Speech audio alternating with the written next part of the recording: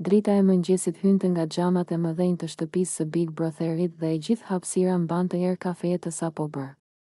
Banorët ende lëviznin me përtaci, me pijame e flokë të pakrehur, kur vëllai i madh dha njoftimin e parë. Banor, sot do të zhvillohet sfida e buxhetit. Loja kërkon durim, shpejtësi dhe pak pislëg. Të gjithë filluan të qeshnin. Eliona, vajza më e bukur e shtëpisë, me sytë e mëdhenj dhe buzët e buta që i kishin dhënë nofkën gojëmbla, u ul në divan pranë Benitës. Kam ndjesinë që kjo lojë është bërë për mua, tha ajo me vetë besim, askush nuk e dinte ende çfarë i priste. Në obor u vendosën 2 tavolina të gjata. Mbi njërin ishte një tepsi e madhe plot me makarona të përziera me salcë domatesh, të kuqe flak. Në anën tjetër një tepsi e pastër bosh, detyra ishte e çuditshme, makarona duhet të transferoheshin nga tepsia me salcë te ajo e pastra, vetëm me gojë, pa përdorur duart. Banorët shpërthyen në britma e të qeshura. Çfarë loje është kjo, more? Tha Ardi, unë s'fut fytyrën në salcë për asnjë lek, u ankua dikush tjetër, por Eliona u ngrit e para, unë hyj. Buxheti i shtëpisë ka nevojë për mua. Minutat e para, ora imagjinare e lojës filloi. Kamera u fokusua te fytyra e saj e pastër, flokët e lidhur bisht, syt plot vendosmëri. Ajo u përkul mbi tepsi, mori frymë thellë dhe futi buzët në makaronat e lagura me salcë. Banorët shpërthyen, jepi Elion. Ti je luanesha jon. Salca i preku faqet, por ajo nuk u tërhoq. Me dhëmb kapi disa makarona dhe me kujdes i hodhi në tepsinë e pastër. Njolla të kuqe i ran mbi mjekër, por buzëqeshja nuk ju zhduk, goja e ëmbël spyet për pislëk. Bërtiti lumbardhi nga ana tjetër, tensioni rritet, pas 10 minutash gara u bë serioze. Të tjerët provuan, por shumica dorëzoheshin shpejt. Disa qeshnin aq shumë sa nuk arrinin të mbanin asnjë makarona në gojë. Eliona, përkundrazi, dukej sikur e kishte gjetur teknikën e saj, merrte frymë nga hunda. I kapte makaronat me maj buzësh dhe i lëshonte me kujdes. Lëvizjet e saj dukeshin pothuaj elegante edhe mes gjithë atij rrëmuje. Benita e shikonte me admirim. Kjo vajzë ka lindur për kamera, tha ajo. Ardi, që ishte rival në lojë, u përpoq ta sfidonte. Mos u dorëzo, bukuri, se po të lë pas. Provoje, i u përgjigj Eliona pa e ngritur kokën. Momenti vendimtar, rreth minutës së 25, tepsia e pastër e Elionës ishte gjysmë e mbushur. Banorët e tjerë kishin shumë më pak. Vëllai i madh njoftoi, kanë mbetur edhe 10 minuta. Zemrat filluan të rrihnin fort. Buxheti javor varri nga kjo sfidë, ushqimi, cigaret, ëmbëlsirat, gjithçka. Eliona ndjeu lodhje në nofulla, por nuk u ndal. Salca i pikonte në qaf, duart i kishte të lidhura pas shpine sipas rregullit dhe dukej si një luftëtare e vërtet. Për nënën time po e bëj, pëshpëriti me vete. Ajo më ka mësuar të mos dorëzohem. Fundi dramatik, 5 minuta. Britma, duartrokitje, muzikë në sfond, të gjithë u mblodhen rreth saj. Edhe ata që në fillim e kishin xhelozuar, tani po e shtynin përpara. Jepi, gojëmbla jon. Je krenaria e shtëpisë. Në minutën e fundit Eliona kapi një grusht të madh makaronash me buzë dhe i hodhi në tepsi. Zilja ra, loja mbaroi, vëllai i madh bëri matjen. Kamera kalonte nga një tepsi në tjetrën. Diferenca ishte e qartë. Tepsia e Elionës ishte dukshëm më e mbushura. Fituesja e sfidës së buxhetit është Eliona. Shtëpia shpërtheu. Ajo ul në gjunjë duke qeshur e duke qarë njëkohësisht. Salca në fytyrë e bënte të dukej edhe më e bukur, më njerëzore, jo si një vajzë perfekte e Instagramit, por si një lojtare e vërtet. Benita e përqafoi, na shpëtove javën. Ardi ja pranoi humbjen, je kampione, s'kam ç'të them.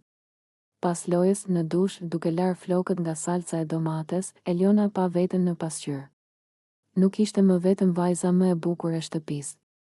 Tani ishte vajza që kishte fituar me guxim, me humor dhe me gojën e saj të ëmbël. Në darkë, kur buxheti i fituar u konfirmua, banorët ngritën dolli me gota uji për Elionën. Për gojë ëmbëlën. Ajo buzëqeshi, pak e turpëruar, sot mësova që bukuria s'vlen asgjë pa shpirt lojtari, tha. Kamerat u zmadhuan te fytyra e saj e qeshur. Publiku jashtë ekranit e kishte zgjedhur tashmë si të preferuaren.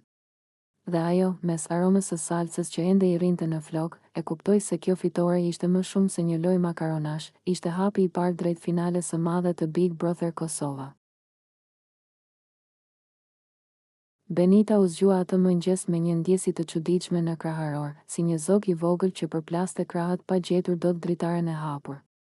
Ora nëmër shënonte ende herët, por mendja e saj ishte zgjuar shumë përpara trupit. Emri i Klodit i erdhi vetvetiu, pa e thirrur. E kishte parë në ëndër, po e priste para shkollës me atë buzëqeshjen e qetë që e bënte të dukej sikur e kuptonte çdo gjë pa folur fare. U ngrit ngadalë nga krevati. Rrobat e gjumit i rrinin të lehta mbi lëkurë, me aromën e zbutësit që i kujtonte shtëpinë e gjyshes.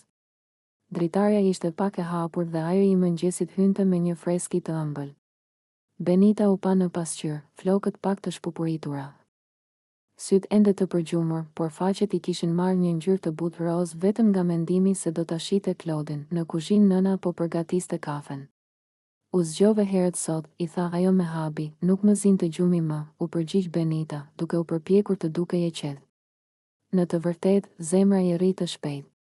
Ajo kishte vendosur diçka në mendje, sot do t'i binte në sy Klodit, do ta bënte të vinte re që ekzistonte, që nuk ishte thjesht një vajzë mes të tjerave, kur mbërriti te vendi ku mblidheshin zakonisht para se të hynin në mësim, e pa menjëherë. Klodi rrinte mbështetur te muri, me çantën hedhur mbi njërin shpatull. Dielli i mëngjesit i binte mbi fytyrë dhe e bënte të dukej edhe më i bukur se zakonisht. Benita mori frym thellë dhe kaloi para tij, me hapa të ngadalshëm, duke shpresuar që ai të kthente kokën, por sytë e Klodit nuk u ndalën tek ajo. Ai po fliste me Elionën, që qeshte me zë të lartë dhe i prekte krahun sa herë donte t'i tregonte diçka. Benita ndjeu një therrje të vogël xhelozie, si një gjilpër e padukshme. Ndoshta s'më pa, mendoi dhe kaloi edhe një herë, kësaj radhe më afër, asgjë. As një përshëndetje, as një shikim i shpejt. Klodi duke i zhytur krejtësisht të biseda me Elionën, sikur bota përreth të ishte zhdukur. Benita u ul në stol, duke mbajtur çantën fort në prerë. U përpoq të binte veten se nuk kishte rëndësi. Se nuk duhej të varrej kaq shumë nga vëmendja e një djali. Por zemra nuk dëgjonte logjik, gjatë orës së parë nuk arriti të përqendrohej. Fjalët e mësueses i dukeshin si zhurmë e largët. Në fletore vizatoi pa vetdije emrin e Klodit dhe pastaj e fshiu me nxitim, si të kishte bërë një faj. Mendja i kthehej vazhdimisht te pamja e tij me Elionën, te mënyra si ajo i fliste lirshëm, pa droj, në pushimin e gjatë vendosi të dilte jashtë. Obori ishte mbushur me zëra, me hapa, me aromën e byrekëve nga kioska përballë. Benita u mbështet te pema e madhe pranë portës dhe nxori librin, duke u shtirur sikur po lexonte. Në të vërtetë po priste vetëm një gjë, të kalonte Klodi. Dhe ai kaloi. Bashkë me Elionën, sërish. Ajo po i tregonte diçka në telefon dhe të dy qeshnin. Benita ndjeu një ny në fyt. Donte të ishte ajo që e bënte të qeshte ashtu, ajo që do t'i tregonte gjëra të vogla të ditës. U ndje e padukshme, si një hije që ecën pranë njerëzve pa lënë gjurmë, pse s'më sheh fare? Mendoi me vete. A jam kaq e parëndësishme? Një zë brenda saj u përpoq ta qetësonte, ndoshta Klodi thjesht nuk e dinte çfarë ndjente ajo.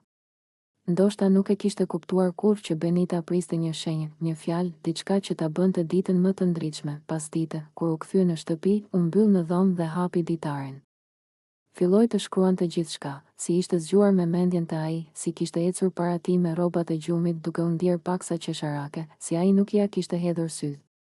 Fjalët rodhen vetë, si të kishin pritur gjithë ditën të dilnin. Unë nuk dua ta detyroj askën të më doj, shkroi.